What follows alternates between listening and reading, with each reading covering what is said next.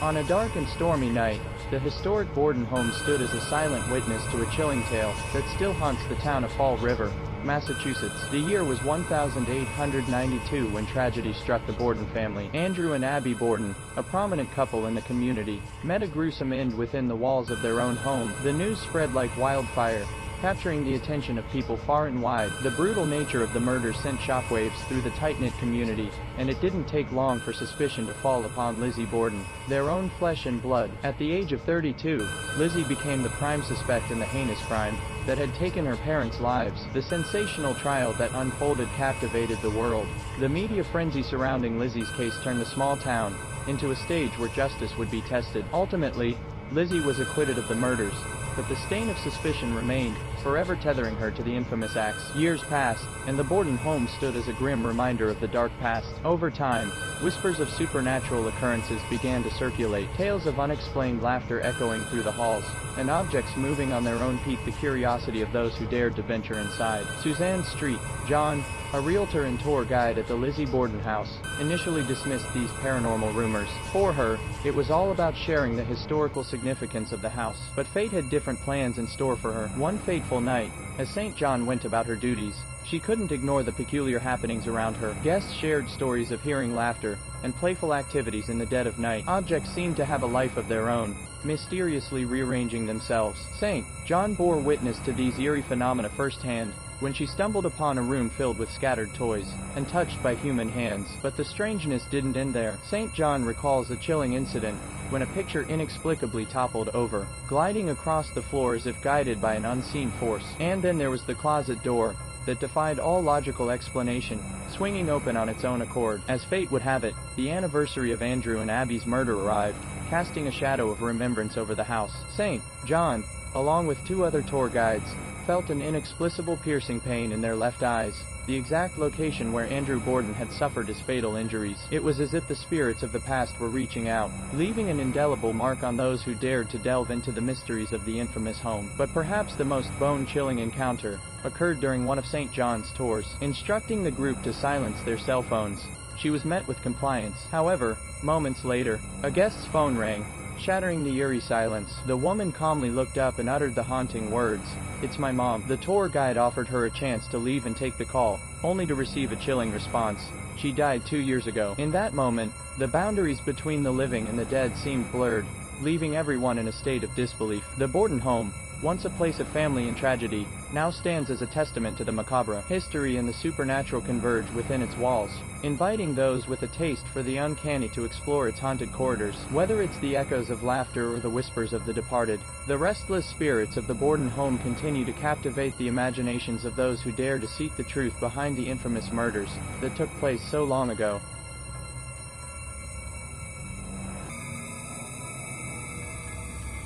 The haunted ventriloquist doll. When Marty was a child back in the 90s, she tells Monsters Among Us that she was a fan of ventriloquist Edgar Bergen and his dummy sidekick, Charlie McCarthy. She says that when her father came across a ventriloquist doll as he wandered through a small magic shop located outside of Santa Rosa, California, he decided to buy it for her birthday. While ringing up the sale, Marty says the cashier gave her father weird vibes and said to him, "You know, when you put your hand inside the doll, he's going to come alive." Laughing off the comment, he brought the dummy home to his daughter. According to Marty, she was over the moon when Dad gave her the doll, saying, "I was so happy when I got that doll, I was obsessed." But before long, strange things began happening. Though impossible because the doll's head was made of hard plastic, she says its expression would change, including his smile. Worried something would happen to her precious dummy, Marty's family shut it away in a cupboard most nights. One night, she and her family were awakened by the pitter-patter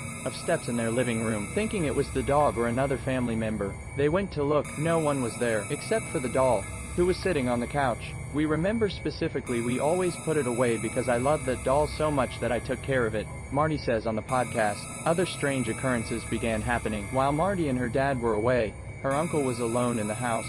The uncle says he heard Marty's father calling his name from the living room, even though he wasn't home. When he went to look, he found the doll, once again, sitting on the couch, and no one else. "All of our family was pretty much scared of the doll," Marty says. "People would start hearing their names being called, and we would hear walking at night, so we just decided we needed to get rid of it." Being Mexican and religious, Marty says her parents wanted to burn the doll in case it was demonic. They put it on the grill and, according to Marty, it wouldn't burn. This doll would not go up in flames, at all, whatsoever. They tried cutting it up with a knife, but were unsuccessful. Finally, they threw it in the trash can. After the garbage was collected, Marty's dad went to retrieve the bin. In it, the doll. To rid themselves of the dummy, they dug a hole in the backyard, then filled it with cement. Marty and family have long since moved away, but she says they still think about the doll, and the possibility that eventually, it finds one of us.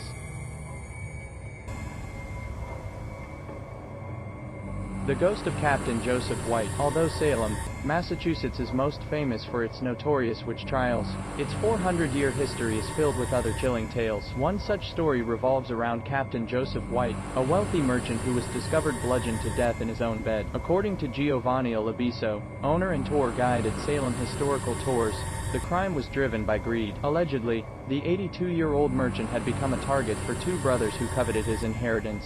Joseph and Francis Knapp sought the assistance of Richard Crowninshield to carry out their plan. Late in the evening, when Captain White is asleep, Dick Crowninshield enters, goes upstairs to the second floor, takes a club, and strikes the captain over the head, crushing his skull. Olabiso explains to Today.com, the murder sparked a scandalous trial, and is believed to have inspired Edgar Allan Poe's The Telltale Heart, and the board game, Clue. Whether it is the heinous nature of the crime, or the desire for revenge over the attempted theft, it is said that the spirit of Captain Joseph White still roams the halls of his former residence.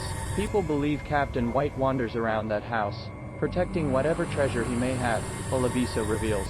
Tourists capture photographs of the house, and despite its vacancy, many images reveal shadowy figures, both male and female, in the windows and on the landing of the Gardner Pingree house. Who are these figures?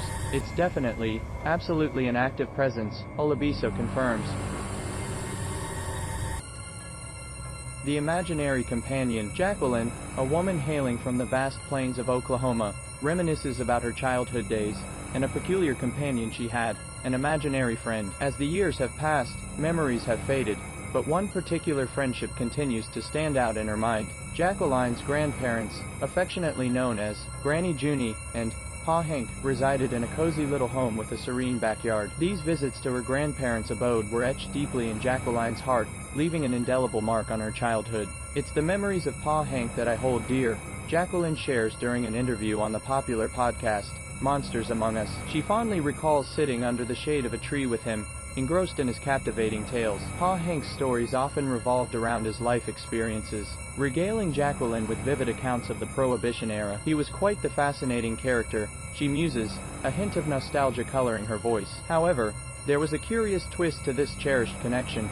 Pa Hank had passed away in 1981, a year before Jacqueline's birth in 1982. Reflecting upon this revelation, she admits, "I don't think I ever realized that I was receiving stories from a ghost." Intriguingly, the rest of her family was aware of Pa Hank's ethereal presence within the household. "My Granny Junie would never spend the anniversary of his death inside the house," she reveals. After all, he did draw his last breath in this very place. As Jacqueline delves deeper into her recollections, she recounts instances of hearing Pa Hank's movements in the dead of night, during her stays at the house. At the time, she never suspected that these were not mere childhood memories, but interactions with a spectral entity. It is only now, in hindsight, that she comprehends the significance of those nocturnal wanderings. "It never felt like interacting with a ghost.